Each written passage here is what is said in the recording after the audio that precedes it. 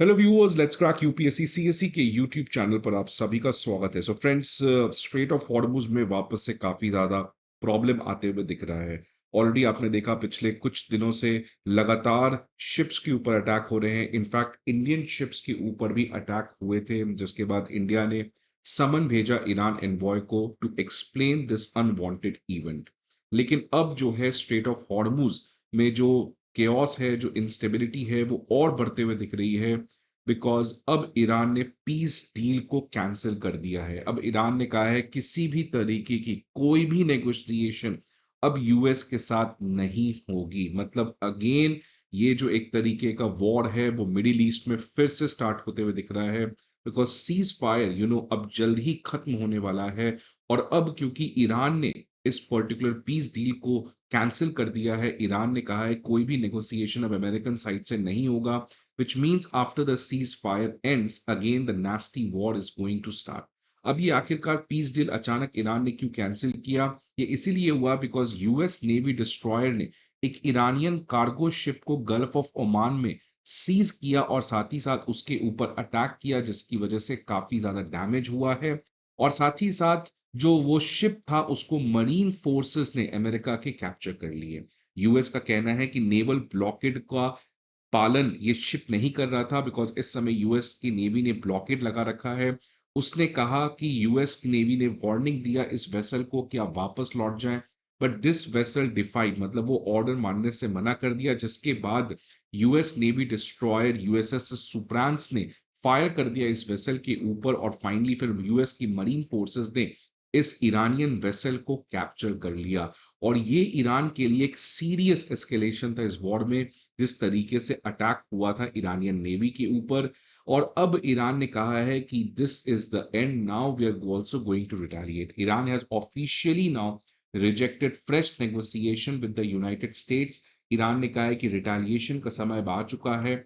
Its top joint military command in a statement said Iran will soon respond and retaliate against the maritime and armed robbery by the US military. तो friends, ये एक बहुत बड़ा setback देखने को मिल रहा था, बिकॉज इंडिया के लिए ऑलरेडी एनर्जी प्रॉब्लम दिखते हुए नजर आ रहा है, not only for India but across many countries in the world. खासकर इंडिया के लिए गैस की जो शॉर्टेज थी, अब वो लगता है और बढ़ते हुए नजर आएगी। बिकॉज वापस से स्ट्रेट ऑफ हॉर्मुज जो है वो फिर से एक अनएंडलेस वॉर की तरफ बढ़ रहा है। आप देख सकते हैं डोनाल्ड ट्रंप ने ईरान के इस रिटेलिएशन के बाद वापस से धमकी दिया है, नो मोर मिस्टर नाइस गाई, अब आपकी धमकियां नहीं चलेंगी।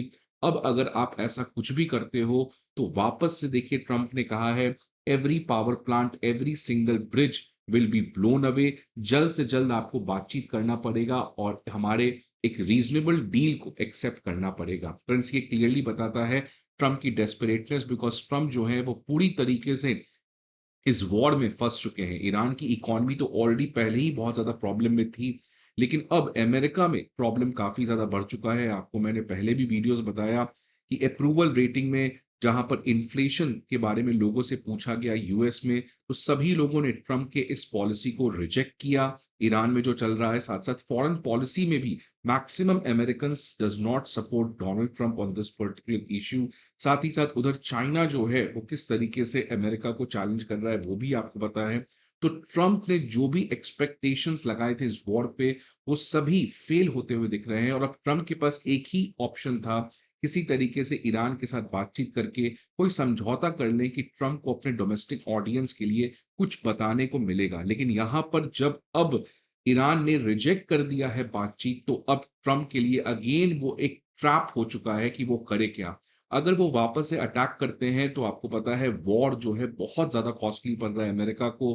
ग्लोबल इकोनॉमी रिसेशन में जा सकता है, जिससे यूएस की इकोनॉमी खुद रिसेशन में जा सकती है। और अगर अटैक नहीं करते हैं तो ऑब्वियसली ट्रंप के इस स्ट्रॉन्ग पर्सनालिटी के लिए अगेन एक सेटबैक होगा। So Trump does not know what to do exactly right now. और इसीलिए इस तरीके के बेसलेस स्टेटमेंट की पावर प्लांट और सिविलियन इंफ्रास्ट्रक्चर के ऊपर अटैक करने से I don't know what kind of brain Donald Trump has. अब ट्रंप तो है डेस्परेट बातचीत के लिए। यूएस प्रेसिडेंट ट्रंप ने अनाउंस किया कि यूएस के नेगोशिएटर्स जो है वो मंडे को पाकिस्तान, मतलब आज पाकिस्तानी कैपिटल इस्लामाबाद जाने वाले हैं फॉर पॉसिबल टॉक्स। इसमें again president vice president JD वांस, स्टीव विटनॉफ और जेरेड कुशनर, ये तीनों जो पहले फर्स्ट राउंड ऑफ टॉक में पार्टिसिपेट किए थे, वो वापस से सेकंड राउंड ऑफ टॉक्स में भी पार्टिसिपेट करेंगे। लेकिन अब क्लियर नहीं है बिकॉज़ ईरान ने कहीं भी नहीं कहा है कि अब वो बातचीत करने वाला है। ईरान ने तो ऑलरेडी रिजेक्ट कर रखा है। तो अगर रिजेक्ट कर रखा है तो प्रेसिडेंट ट्रम्प इन नेगोशिएटर्स को भेज के करेंगे क्या? तो यहाँ पे अगेन एक बहुत बड़ी डेडलॉक की सिचुएशन बनती हुई नज़र आ रही है। आप देख सकते हैं कि ईरान ने सेकंड राउंड ऑफ टॉक्स में कंप्लीट डिनायल दे दिया है, किसी भी तरीके की बातचीत नहीं होगी। फॉरेन मिनिस्टर अब्बास अरागची ने कहा कि यूएस की bad intentions and lack of seriousness in diplomacy है, इसलिए there is no point in talking with the American. अब देखते हैं लास्ट मिनट में कुछ चेंजेस हो सकते हैं, तो it's well and good, but इस समय तो अगेन सिचुएशन काफ़ी बड़ी डेडलॉक की बनते हुए दिख रही है। और इन तभी केओस की वजह से, इन सभी न्यूज़ की वजह से आज देख सकते हैं, आज सुबह-सुबह की एक खबर है, जो ब्रेंट क्रूड ऑयल है वो वापस से $100 पर बैरल की तरफ पहुँचते हुए दिख रहा है, जो अगेन इन्फ्लेशनरी इम्पैक्ट क्रिएट करने वाला है हर एक कंट्री में जो वहाँ से क्रूड ऑयल खरीदते हैं। लेकिन यूएस के लिए केवल सिचुएशन शॉर्ट टर्म में ही डिटोरिएट नहीं कर रहा है। इनफैक्ट अमेरिका की जो वर्स्ट नाइटमेयर थी कि अमेरिका की जो ट्रस्ट है वो खत्म हो जाए। देखिए फ्रेंड्स, यूएस और चाइना की अगर मैं कंपैरिजन करूं, आज चाइना वर्ल्ड की सेकंड लार्जेस्ट पावर है, यूएस वर्ल्ड की सबसे बड़ी इकोनॉमी है, दोनों की मिलिट्री स्ट्रेंथ काफी स्ट्रांग है। लेकिन अगर आप देखेंगे कि कौन कंट्री इसमें सुपर पावर बन सकता है या हेजमन बन सकता है, लीडर बन सकता है, आप इसको दूसरे तरीके से बात कर ले, कौन लीडर बन सकता है, तो देखिए लीडर बनने के लिए आपके पास केवल पैसा और गन्स नहीं होना चाहिए। You don't know only need to have money but and guns, but you also need to have another power which is a power of attraction, which is trust. तो आप लीडर केवल पैसे से नहीं बन सकते, मिलिट्री से नहीं बन सकते, ये तो हार्ड पावर है। But to become a leader, to become a hegemon, to become a super power, you also need that other countries should trust you. एक ट्रस्ट बहुत इंपॉर्टेंट है। यही सबसे बड़ा प्रॉब्लम चाइना के साथ रहा है। क्या चाइना जितना भी बड़ा क्यों ना बन जाए, बट चाइना के सिस्टम, चाइना के वैल्यूज, चाइना की पॉलिटिकल सेटअप, इन पे लोगों का कभी ट्रस्ट नहीं होगा, कंट्रीज का कभी ट्रस्ट नहीं होगा। इसलिए China, even if it surpasses US economy, it can never be the world's superpower because the trust factor is lacking. लेकिन अब हालात बदल रही है। आप देखिए ग्लोबली सबसे पहले तालिबान से कैसे अमेरिका भागा, ये सबको पता है।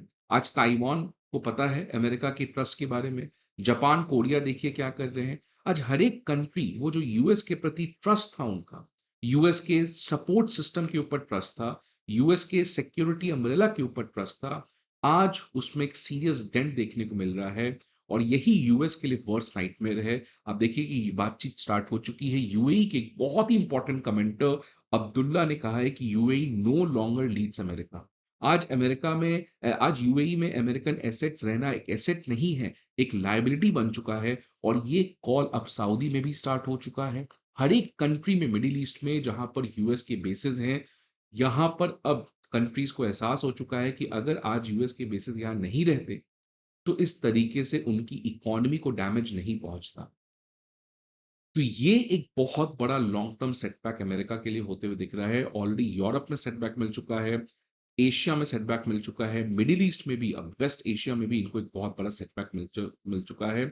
So that is why the decline of America has started, which in fact it has started in 2021, जब तालिबान में किस तरीके से अफगानिस्तान से भाग के गया।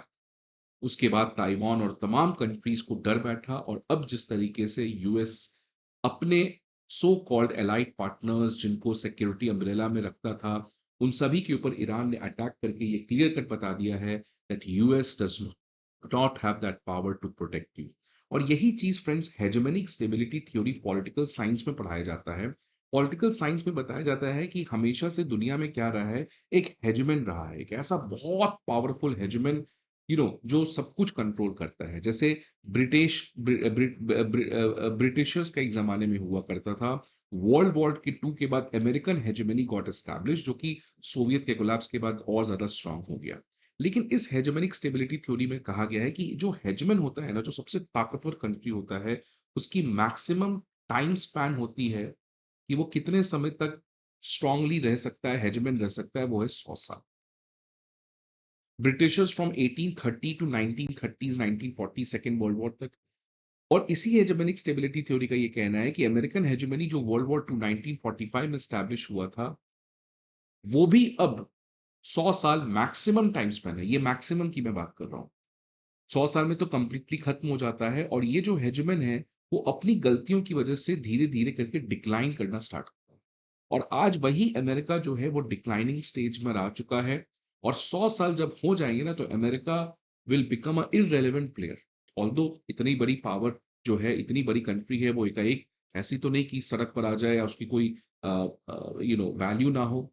सो American decline has started, its decline has started, not only decline in economic sense, military sense, but decline in the soft power जो अमेरिका के साथ रहा है।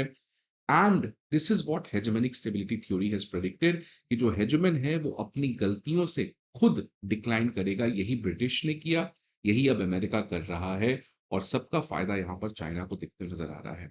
आपके क्या व्यूज है फ्रेंड्स इस पर्टिकुलर टॉपिक के बारे में? Please let me in the comment box. I hope आपको ये वीडियो अच्छा लगे। See you again some other video, till then goodbye, take care.